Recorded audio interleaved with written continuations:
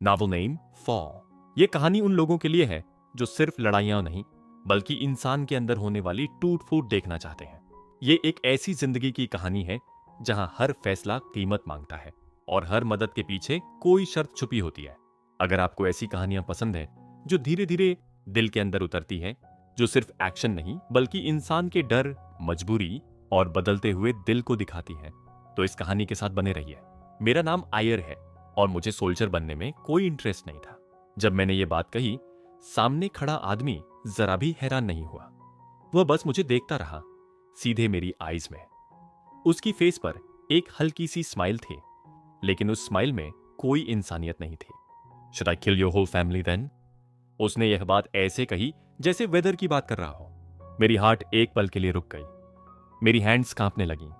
हवा अचानक बहुत ठंडी लगने लगी, जबकि आसपास सब वैसा ही था। कल रात तक मैं उसे सिर्फ एक पागल किलर के तौर पर जानता था। जोन बी की गलियों में मैं एक्स्ट्रा पैसे कमाने निकला था। वहां रात का स्मेल अलग होता है, गीली सड़कों, सस्ते खाने और डर का मिला जुला एहसास। उसी अंधेरे में मैं उससे टकराया था। वही आदमी, वही खतरनाक नजरें, लेकिन आज वह एक क्लीन मिलिट्री यूनिफॉर्म में खड़ा था। कैप्टन किम हयोन, उसने खुद को इंट्रोड्यूस किया। फिर उसने मेरी तरफ एनलिस्टमेंट पेपर्स बढ़ा दिया। उस पल मुझे लगा वह मुझे चुप कराने वाला है, लेकिन नहीं, वह मुझे रिक्रूट कर रहा था। If you just follow orders, captain Kim Hyun ने कहा, your entire family can live in comfort. Comfort, ये शब्द मेरे चेस्ट में कहीं गहराई तक उतर गया। मेरे इंस्टिंक्ट्स मुझे चेतावनी दे रहे थे, ये आदमी खतरा है, लेकिन गरीबी भी तो रोज मारती है। मैं मिक्स्ड ब्लड हूं, जोन बी से। मिलिट्री में मेरा पहला दिन ही नरक था। मेरी बैक दर्द से जल रही थी, मेरी लेग्स कांप रही थीं और हर नजर मुझे याद दिला रही थी कि मैं यहां बिलोंग नहीं करता। शुरू में मैं बस यही चाहता था कि मुझे बाहर निकाल दिया जाए। मैं घर लौटना चाहता था, लेकिन फिर मुझे अपने छोटे भाई बहनों की मुस्कान याद आई और मेरे अडॉप्टिव फादर का चेहरा हार्ट सर्जरी के बाद भी जिंदा रहने की जिद करता हुआ। कैप्टन किम हयून ने मुझे वो दिया जिसकी मैंने कभी उम्मीद नहीं की थी। पैसे, सुरक्षा, एक रास्ता। और फिर भी मेरे दिमाग में एक सवाल बार बार गूंजता रहा, इतनी बड़ी दुनिया में उसने मुझे ही क्यों चुना? शायद इसलिए क्योंकि मैं ये बात समझ चुका था, nothing in this world is free. और यहीं से मेरी कहानी शुरू होती है। मेरी लड़ाई, मेरी मजबूरी और मेरी फॉल। जो भी लोग ये वीडियो देख रहे हैं, उनसे एक छोटी सी बात कहना जरूरी है। अगर आप इस नॉवेल को देख रहे हैं और मेरी बाकी वीडियोस भी फॉलो करते हैं, तो प्लीज वीडियो को लाइक जरूर कीजिए। आपका लाइक ये बताता है कि आपको ये स्टोरी पसंद आ रही है। साथ ही कमेंट करके ये भी बताइए कि आपको ये नॉवेल कैसी लग रही है। आपके कमेंट से यही समझ आता है कि अगली वीडियो लानी चाहिए या फिर अगला नॉवेल शुरू करना चाहिए। जब वीडियोस पर लाइक और कमेंट नहीं आते, तो ये समझना मुश्किल हो जाता है कि आपको आगे क्या देखना है। अगर आप चाहते हैं कि इस नॉवेल की अगली वीडियो आए या फिर आप चाहते हैं कि कोई नया नॉवेल शुरू किया जाए, तो प्लीज कमेंट में जरूर बताइए। और अगर आप ऐसी स्टोरीज आगे भी देखना चाहते हैं, तो चैनल को सब्सक्राइब जरूर कीजिए ताकि आने वाली वीडियोस आपसे मिस ना हो। आपका सपोर्ट ही यह तय करता है कि अगली वीडियो क्या होगी। धन्यवाद। तो इस वीडियो को देखने के लिए। शाम से बारिश ऐसे गिर रही थी जैसे आसमान में कहीं बड़ा सा जख्म खुल गया हो। मैं चर्च के दरवाजे के पास खड़ी थी, हाथ में छोटी सी लैंप, और मेरे ब्लैक हैबिट से पानी टपक रहा था। ठंड इतनी थी कि लैंप पकड़ती मेरी उंगलियां कांप रही थीं। हवा में गीली मिट्टी, पुरानी लकड़ी और नमी की मिली जुली स्मेल थी जो सीधे मेरे चेस्ट के अंदर उतर रही थी। सिस्टर अगापे, क्या हुआ? आंद्रे मेरी तरफ तेज कदमों से आया। उसकी आंखों में वही पुरानी बेचैनी थी जो मैं कई सालों से देखती आ रही थी। मुझे वो कहीं नहीं मिल रहा, मैंने कहा। मेरी आवाज मेरे कंट्रोल में नहीं थी। पता नहीं क्या हो गया है। कर्फ्यू कब का निकल चुका था और मटेओ अभी तक नहीं लौटा था। 16 साल का है और हर बार जोन के बाहर जाने की उसकी आदत मुझे अंदर से हिला देती थी। इन्फेक्शन अब पहले जितना आम नहीं था, फिर भी डर कभी कम नहीं हुआ। वो जोन के बाहर तो नहीं चला गया? आंड्रे ने पूछा। मैंने जवाब देने से पहले ही वो बड़बड़ाया, वो बच्चा भी ना, मैं बाहर जाकर देखता हूं। आप यहीं रहिए सिस्टर। वो रेनकोट पहन ही रहा था कि चर्च का दरवाजा जोर से खुला। उसी पल लाइटनिंग चमकी और डार्कनेस के बीच जो सिलुएट दिखा, उससे मेरी सांस गले में अटक गई। माथेयो, मैं आगे बढ़ी, फिर अचानक रुक गई। वो अकेला नहीं था, मटेओ एक औरत को सहारा दिए खड़ा था। वो औरत नंगे पैर थी और उसके बॉडी से बड़ा ओवरकोट उसके कंधों से फिसल रहा था। वो मुश्किल से खड़ी थी। ये क्या है? आंद्रे की आवाज कांप रही थी। और ये कौन है? मटेओ ने उसे धीरे से जमीन पर लिटाया। उसकी सांस तेज थी। चर्च में एक अजीब सी खामोशी भर गई। ओवरकोट खुला और उसका पेट दिखाई दिया, बलून की तरह फूला हुआ। आंद्रे ने सावधानी से अपना हैंड आगे बढ़ाया। Hello, are you alright? उसका हैंड उसके फेस तक पहुंचा भी नहीं था कि हवा में ही पकड़ लिया गया। रुको, आर्म, डैम इट! उसकी चीख गूंजी। उस औरत की स्ट्रेंथ नॉर्मल नहीं थी। उसकी आंखें धीरे धीरे खुलीं। ये, आंद्रे फुसफुसाया, ये क्या है?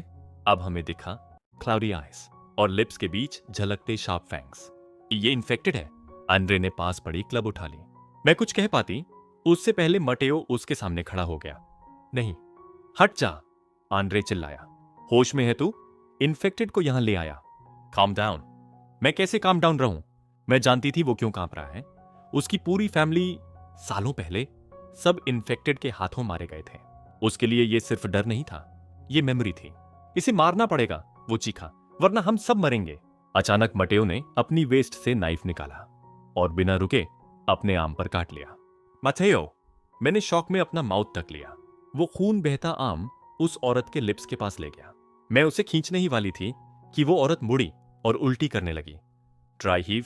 बस, मटेओ ऑलमोस्ट रो पड़ा। देखो, अगर ये सच में इन्फेक्टेड होती तो मेरा आर्म सब खा जाती। उसकी आवाज कांप रही थी। उसने मुझे जोन सी के पास बचाया, उसी की वजह से मैं जिंदा हूं। तू पागल है, आंद्रे ने कहा। वहां फिर गया। बस करो तुम दोनों, मैंने कहा। ये लड़ने का वक्त नहीं है। फादर जोसेफ यहां होते तो, लेकिन वो कई दिनों से बेड पर थे। तभी मेरी नजर उस औरत के लेग्स की तरफ गई। पानी और ब्लड। मेरा दिल बैठ गया। लेबर है, मैंने कहा। वाटर ब्रेक हो चुका है। मैंने आंद्रे की तरफ देखा। आंद्रे, क्लीन क्लॉथ्स और गर्म पानी ले आओ। सिस्टर, अभी। उसने मेरी आंखों में देखा और चुपचाप चला गया। मैंने मटेओ से कहा, उसे पीछे वाले कमरे में ले चलो। थंडर और लाइटनिंग के बीच उसका फेस और भी पीला हो रहा था। मैंने उसका फेस अपने हैंड्स में लिया। सुनो, मैंने धीरे कहा, पुश करना होगा। बेबी को बचाने का यही तरीका है। उसकी आंखें कहीं और थीं, फोकस नहीं। क्या तुम समझ रही हो? प्लीज। आंद्रे लौट आया। मैंने दोनों को बाहर भेज दिया। दरवाजा बंद हुआ। कुछ ही देर में उसकी स्क्रीम ने मेरी स्पाइन में ठंड दौड़ा दी। मैं उसे गाइड करती रही। पुश, ब्रीथ, अभी, फिर। अचानक साइलेंस। थंडर गिरा। सिस्टर, बाहर से आवाज आई। मेरे हैंड्स कांप रहे थे, लेकिन जब मैंने पलट कर देखा, मेरी आर्म्स में एक छोटा सा लाइफ था, बेबी। एंड्री अंदर घुसा और चाइल्ड को मुझसे छीन लिया। मैं जानता था। वो चिल्लाया, ये ह्यूमन नहीं है। उसने बेबी को ऊपर उठा लिया। एंड्रे, मैंने चीखा। बेबी रो पड़ा और उसी पल जमीन कांप गई, फर्नीचर हिलने लगे। एंड्रे का फेस सफेद पड़ गया। डेविल, वो चिल्लाया और भाग गया। मटेओ ने बेबी को पकड़ा। मैं पास आई। उसके माउथ में राइस ग्रेन जितने छोटे फैंग्स थे। Hair greyish, almost white. Eyes grey और ब्लू का अजीब सा मिक्स। डर था, लेकिन वो स्माइल कर रहा था। मैंने उसे अपने आर्म्स में लिया। पीछे से आवाज आई। वो औरत होश में थी। बेबी सेफ है, मटेओ ने कहा। उसने धीरे हेड हिलाया। प्लीज। मैं झुकी। क्या? अगले ही पल सिजर्स। उसके ओन हेड में ब्लड। मैं चीखी। हमने रोका, लेकिन वो नहीं रुकी। उसकी आईज आखिरी बार बेबी पर रुकी। स्माइल थी या आंसू, मैं आज तक नहीं जानती। और फिर सब खत्म। मेरे हैंड्स खून से भीगे थे और मेरी आर्म्स में एक बच्चा जिसकी किस्मत शायद इस दुनिया से भी ज्यादा डरावनी थी। मैंने फिर से चीख सुनी। रन! I said run! हंसी चारों तरफ फैल गई थी। हवा में जली हुई ट्रैश की बदबू तैर रही थी और उस बदबू के बीच एक पुराना क्वाड बाइक कचरे के ढेर के चारों ओर घूम रहा था। उसकी रस्सी के आखिर में बंधा हुआ गैंगसान घिसट रहा था। उसकी सांसें टूटी टूटी थीं, जैसे हर बार जमीन से टकराते ही फेफड़ों से जान निकल जाती हो। सेफ मी! उसकी आवाज पतली पड़ गई। किसी ने सीटी मारी, किसी ने गाली दी। मुझे दांत पीसते हुए महसूस हुआ। फिर एक झटका लगा, उसका बॉडी पत्थर से टकराया और उसकी पैंट्स फट गईं। हंसी और तेज हो गई। उस पल मेरे भीतर कुछ ठंडा सा टूट गया। मैंने बिना सोचे पत्थर उठाया। जब पत्थर ड्राइवर के फेस से टकराया तो उसकी चीख सुनकर मुझे कोई राहत नहीं मिली, बस एक खालीपन था। मैं ट्रैश के पहाड़ से नीचे उतरा। हवा में उड़ती धूल मेरी स्किन से चिपक रही थी। मेरी उंगलियों में पत्थर का रफ एहसास था। Didn't I tell you? मेरी आवाज खुद मुझे दूर सी लगी। Don't touch my kids. Knifes चमके। ब्लू ग्रे आईज मेरी तरफ उठे। मुझे डर नहीं लगा।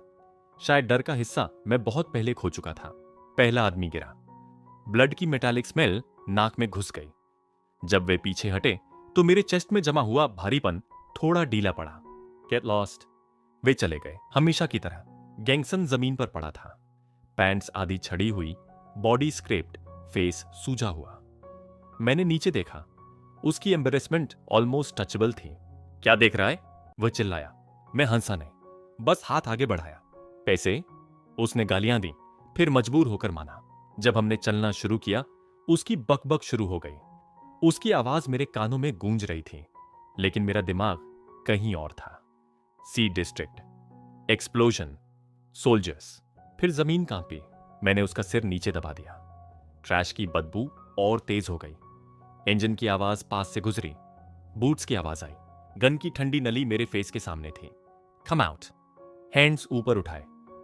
सोल्जर की आंखों में कुछ था, घृणा, शायद बोर्डम। स्कैनर की लाइट ने मेरी आंखें चुभाई। स्क्रीन पर मेरा फेस चमका। 20 years old? उसने ऐसे कहा जैसे उम्र कोई क्राइम हो। जब हमें जाने दिया गया तब भी मेरी गर्दन में वह गन की ठंडक अटकी रही। ट्रक चला गया, डस्ट बैठ गई। गैंगसन ने गाली दी। मैंने चुपचाप सुना। स्पेशल फोर्सेस, सी डिस्ट्रिक्ट। मेरे भीतर कुछ हिल गया। मेडिसिन, शायद वहां। हेरी ने जॉब ऑफर की है, गैंगसन बोला। मैंने उसकी तरफ देखा।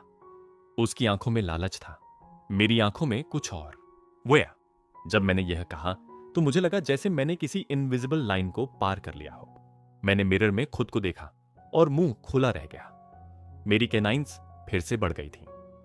टंग से उन्हें रगड़ते ही अजीब सी झंझनाहट स्पाइन तक उतर गई। मैंने सामने रखी छोटी मेटल फाइल उठाई और उसका रफ सिरा मुंह में डालकर आगे पीछे घुमाया।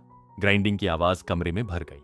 मुझे समझ नहीं आता था कि मेरी ग्रोथ रुक जाने के बाद भी ये कैनाइंस क्यों बढ़ती रहती हैं। सिस्टर अगापे कहती थी, मैं स्पेशल हूं, लेकिन मेरे लिए यह सिर्फ एक और प्रूफ था कि एवोल्यूशन ने मुझे आधा अधूरा छोड़ दिया है। माइकल, जरा आओ। किचन में मार्टियो था। सूप की भाप में सूखे ब्रेड और बॉइल्ड बीन्स की हल्की गंध मिली हुई थी। खाने को देखकर भी आभार महसूस होता था। ड्राउट ने सब कुछ महंगा कर दिया था। स्ट्रीट्स पर भीख और बॉडी बेचने वालों की संख्या बढ़ती जा रही थी। दिन में कहां गए थे? उसने कैजुअल आवाज में पूछा।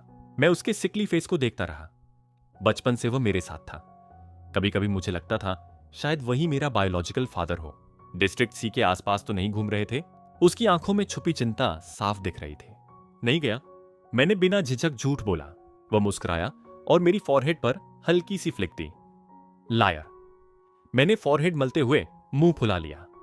सच बोलता तो शायद घर से बाहर निकलना बंद करवा देता। से आ। मैंने मुंह खोला। उसने मेरी कैनाइंस देखी, फिर थंब से दबाया। अक्सर फाइल करना पड़ेगा। पिछली बार की तरह खुद को चोट मत लगाना। उसकी उंगलियों का टच मेरी कैनाइंस पर पड़ा और मेरा स्टमक अजीब तरह से सिकुड़ गया। थाइस में अनचाही टाइटनेस फैल गई। गैंगसन कहता था यह एरोजेनस जोन है। मुझे उससे नफरत थी और उससे भी ज्यादा खुद से। मैंने जल्दी से उसका हाथ झटका और नजरें चुरा ली। मैं बच्चा नहीं हूं। वह हंसा और मेरे हेड पर हाथ रख दिया। ऊपर से बच्चे दौड़ते हुए आए। सूप और ब्रेड टेबल पर रखे गए। आयर, तुम्हारे ईयर्स लाल क्यों हैं? मोनिका ने पूछा। फायर के पास खड़ा था, मैंने बहाना बनाया। टेबल पर शोर था। मटेओ ने उंगली होंठों पर रखी। साइलेंस। प्रेयर के बाद जैसे ही स्पून उठे, बल्ब झपकने लगा और बुझ गया। बाहर देखा, पूरी गली अंधेरे में डूबी थी। मैंने कैंडल जलाई और बीच में रख दी। आजकल ज्यादा हो रहा है, मोनिका बुदबुदाई। मैं समझ गया था, हालात बदतर हो रहे थे। डिनर के बाद क्लीन अप हुआ। मैंने कोट उठाया। थोड़ी देर में लौटूंगा, कर्फ्यू आ रहा है, मटेओ ने कहा। जल्दी आऊंगा। उसकी आंखों में चिंता थी, लेकिन उसने कुछ नहीं कहा। मूनलाइट आज तेज थी। एली में हेरी और उसके लोग सिगरेट पी रहे थे। नेक पर टैटू वाला हेरी मुझे ऊपर से नीचे तक घूर रहा था। पेमेंट पहले, मैंने हाथ बढ़ाया। वह हंसा, फिर मेरा आर्म पकड़ा। मैंने कोल्ड नजर डाली। उसने छोड़ दिया और अंडरवेयर से मुड़ा हुआ बिल निकाला। सुवेनिर समझकर रख लेना। वह फूहड़ हंसी हंसा। मैंने पैसा पॉकेट में डाला और बिना जवाब मिडिल फिंगर दिखाया। इन तक लंबा रास्ता था। डार्कनेस में फुटस्टेप्स ही साथ दे रही थी। लैंटर्न मेरे हाथ में भारी लग रही थी। वॉच रखना, हेरी ने कहा और हैचेट निकाला। मेरा स्टमक डूब गया। ये चोरी नहीं थी, फिर भी पैसे की जरूरत थी। मैं अकेला खड़ा था। एक ड्रंक आदमी गाना बुदबुदाता हुआ गुजरा। मैंने राहत की सांस ली। फिर ऊपर से क्रैश और स्क्रीम। विंडो से कोई गिरा। थर्ड, हेरी का राइट हैंड मैन, बॉडी मुड़ी हुई, चीखें। स्टेयर्स से कोई भागता हुआ निकला। नेक से ब्लड बह रहा था। सेकंड फ्लोर अचानक शांत हो गया। मैंने लैंटर्न बुझाई। विंडो में कोई शैडो था। हेरी नहीं था। रन, मेरे भीतर की आवाज चीखी। मैं उलटी दिशा में भागा। लैंटर्न गिर गई। थर्ड, मैं रुका। लैंटर्न छोड़ नहीं सकता था। फुटस्टेप्स पास आ रही थी। Who is it? साइलेंस। मैंने लैंटर्न उठाई, बटन दबाया। लाइट ऊपर उठी। Black shoes. रेयर। मेरी सांस कांप रही थी। लाइट ऊपर गई। उसके हाथ में एक हेड था। वह हेड मेरे फीट पर लुढ़का। हेरी। आईज खुली थीं। इतने डिसलॉयल, आवाज बर्फ जैसी ठंडी थी। फ्रेंड्स को नहीं छोड़ना चाहिए। अगले पल वह हवा में था। हैचेट चमकी। मैंने रिफ्लेक्स में उसका हैंडल पकड़ा, दूसरी हाथ से उसका आर्म। मेटल मेरी पाल्म में धंस रहा था। आर्म्स कांप रही थी। सर्वाइव, बस यही थॉट था। हां, ब्लॉक कर रहे हो? उसकी आंखें पास थीं, बहुत पास। और मुझे लगा, यह लड़ाई सिर्फ ताकत की नहीं है,